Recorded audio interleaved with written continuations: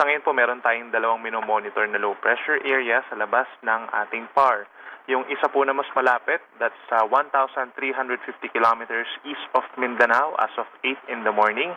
Hindi naman siya inaasahan na magiging isang ganap na bagyo, no? Subalit patuloy ang paglapit nito sa ating kalupaan in the coming days at posibleng magdala ng pag-ulan sa may Mindanao and Eastern Visayas. Simula po yan sa Thursday or May 7. Yung isa naman na mas malayo sa ating kalupaan, another low pressure area, higit 2,800 kilometers silangan po ng Mindanao sa may Central Pacific Ocean at wala namang inaasahang epekto pa sa susunod po na mga araw. Posible naman ito na maging isang tropical depression or mahinang bagyo within the next 48 hours. So maaaring bukas po or Wednesday, ganap na bagyo na ito at unti-unting lalapit din sa ating kalupaan. Posibleng pumasok ng ating area of responsibility this coming weekend. Pero inuulit natin, wala pa naman itong nakikitang banta hanggang sa weekend and most likely next week. Marami pang uncertainty, so pwede pa pong mabago yung track natin regarding this weather disturbances. But for now, magpapatuloy yung maulang panahon in some areas of our country. Mataas yung chance ng ulan sa may Palawan, Western Visayas, Negros Island Region, Zamboanga Peninsula, and Bangsamoro Region. Yan po ay dahil pa rin sa easterlies at yung ibang bahagi pa ng bansa. May chance lamang po ng mga saglit na cloudy skies or mga saglit na mga thunderstorms ngayong hapon or gabi at generally mainit na panahon pa rin ang iira sa almost the entire country. So meron tayong heat index forecast for Metro Manila na hanggang 39 degrees mamayang hapon at pinakamataas po dito sa may Pangasinan, sa may Dagupan, up to 44 degrees mamayang hapon din po yan. Maraming lugar pa sa may Northern Luzon ang magiging delikado yung antas ng heat index. Kaya paalala pa rin ng Pag-asa, ugaliin pa rin ang pag-inom ng tubig and make sure na meron tayong baon na payong or sombrero kung lalabas po ng bahay, lalo na from 10 a.m. to 4 p.m.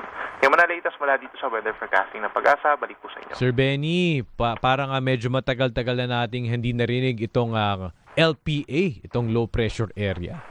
Ito na ba? Since May na, ito na rin ang panahon na more or less aasahan na natin ang mga paunti-unting pag-ulan?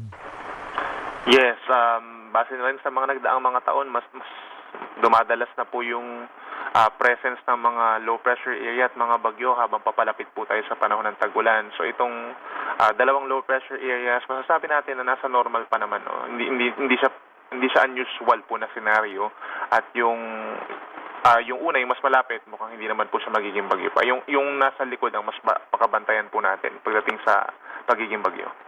So, ibig bang sabihin nito ay medyo makulimlim sa Metro Manila or sa ambang mga parte ng bansa? Kasi kahit papano, gusto ko rin yan yung medyo makulimlim or parang at least medyo basa yung lupa or gusto ko nga umulan actually. Pero hindi naman baha levels. Oo, tama. Tama lang, sakto diba? lang. Totoo po. Parang hindi naman kayo nag-iisa. Karamihan po tayo parang namimiss na yung ulan eh. So, pagsapit po ng Thursday hanggang weekend, yung maulan na mga lugar, karamihan po nasa may Visayas, sa may Mindanao, tapos sa may Palawan.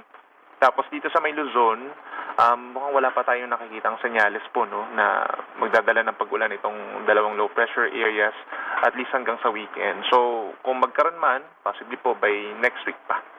Ayun. Pero yung heat index, ano ba yung pinakamataas na record natin ngayong summer? At how is it compared to ngayong araw na to?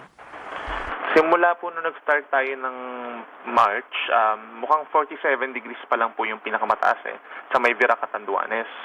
But yung mga naitatala natin lately na mga 42 to 44 degrees na heat index, mataas na po yun at karamihan ng mga lugar na yan ay naramdaman dito sa may Northern Luzon. Yung typical po ng mga Ilocos provinces, Cagayan, Isabela. So imagine na lang po, compare mo dito sa Metro Manila na minsan nasa 40 degrees lang compared dun sa mga nasa norte. So, sobrang init na po talaga. Pero sa Metro Manila ngayon, nasa 40 ang heat index, tama? Yung forecast po for today, Quezon City 38, tapos yung Pasay po 39. Opo. Pag sinabing heat index at the same time, sir, ako last question from me. Pag sinabing humidity, di ba sir, pag usually ganyan measured siya by percentage, tama po ba yun? Meron po kaming pinagbabatayan na parang table. Ipagtatapatin lang yung air temperature, yung temperatura ng hangin at saka po yung halumigmig or yung humidity. Kapag mas humid or mas mataas yung alinsangan, plus mas mataas ang air temperature, mas mataas yung magiging heat index. Ayun. Whereas kapag kunwari mataas yung air temperature pero hindi naman ganun kataasan yung halumigmig, then hindi rin makakapag-produce ng mataas na heat index. So Parang basically, sir, ang pinagbabasihan po natin na index is yung heat index. Yun po overall. Tama po, sir. Opo. Hindi siya yung iba pa siya dun sa air temperature na madalas natin naririnig kapag taglamig or kapag tag-ulan. Alright. Okay, so maraming salamat po sa ating Pag-asa Weather Forecaster Benison Estare. Salamat po. Buhay kayo, sir.